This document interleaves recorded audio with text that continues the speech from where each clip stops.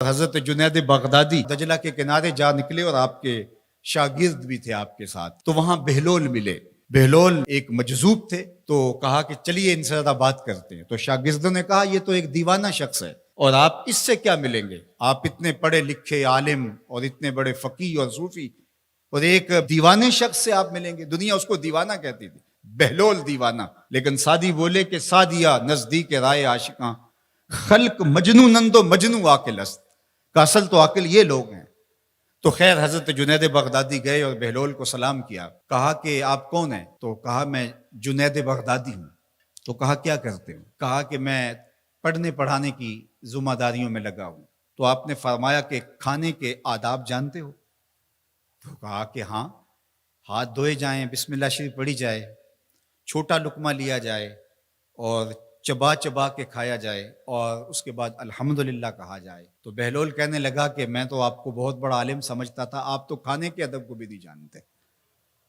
اور اپنا کپڑا اٹھایا، جھاڑا اور ایک جانب چل دیے۔ شاگردوں نے کہا ہم نے آپ کو کہا تھا کہ اس شخص کے پیچھے جانے کا کیا فائدہ، یہ تو دیوانہ شخص ہے۔ تو کہا نہیں میں اس کے پیچھے چلتا ہوں۔ پھر آپ اس کے پیچھے بھاگے۔ تو پھر بہلول نے پلٹ کے دیکھا، کہا کہ کون ہو؟ کہا کہ میں جنید ہوں، آپ کو ملنے آیا ہوں۔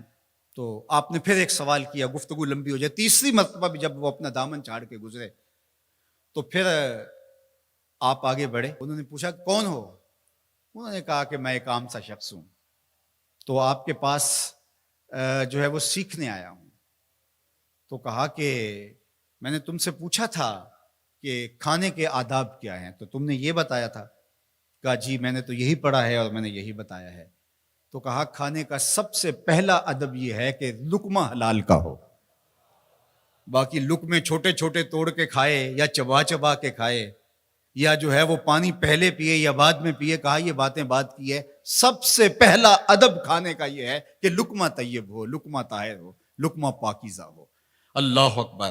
تو ہمارے رب نے ہمیں پاکیزہ رزق کھانے کی تلقین فرمائی ہے۔ تو اللہ کے محبوب علیہ السلام نے اس شخص کا ذکر کیا جو لمبا سفر کر کے آیا اور وہ کعبۃ اللہ کے سامنے کھڑا، وہ اللہ تعالیٰ جل شانہ کو پکارتا ہے اور کیا کہتا ہے؟ یا رب یا رب۔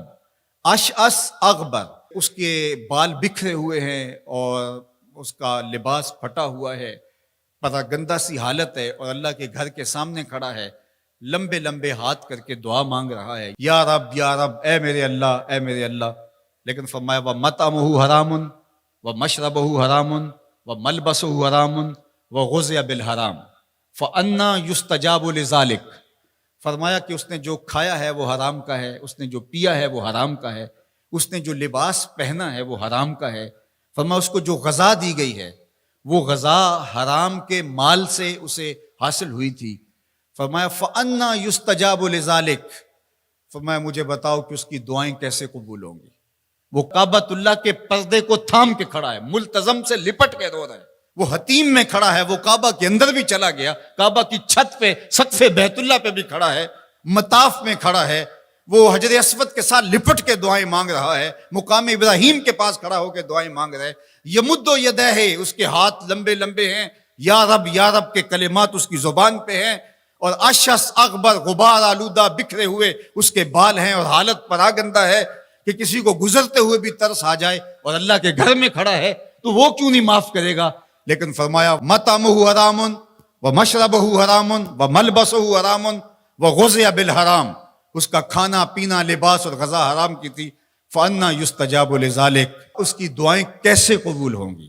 بلکہ علماء نے لکھا کہ جو شخص حرام کمائی کھاتا ہے اس کی اپنی دعائیں تو قبول نہیں ہوتی، نیک لوگوں کی دعاؤں سے بھی اس کا حصہ نکال دیا جاتا ہے۔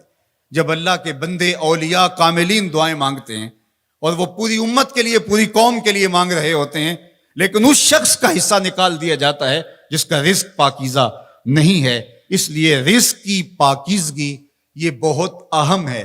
رومی علیہ الرحمہ فرماتے ہیں کہ اگر تمہارا رزق پاک ہوگا، تمہارا رزق ستھرا ہوگا، تمہارے سینے میں معرفت کا نور پیدا ہوگا، اور اگر تمہارے سینے میں غل، غش اور حسد، بغض، کینہ اور نفرتیں پیدا ہو رہی ہیں تو پھر تم غور کرو کہ تمہارے رزق میں کوئی مسئلہ ہے۔ تم کھاتے ہو اس کے نتیجے کے اندر حسد پیدا ہو رہا ہے، بغض پیدا ہو رہا ہے، نفرت، سستی اور کاہلی اور عبادت سے دوری پیدا ہو رہی ہے۔ جو رزق حلال ہے وہ عبادت کے لیے تقویت پیدا کرتا ہے، وہ تمہیں سچائی کی زندگی گزارنے کی طرف راغب کرتا ہے۔ تو اہم ترین چیز جو ہے وہ رزق کی پاکیزگی ہے،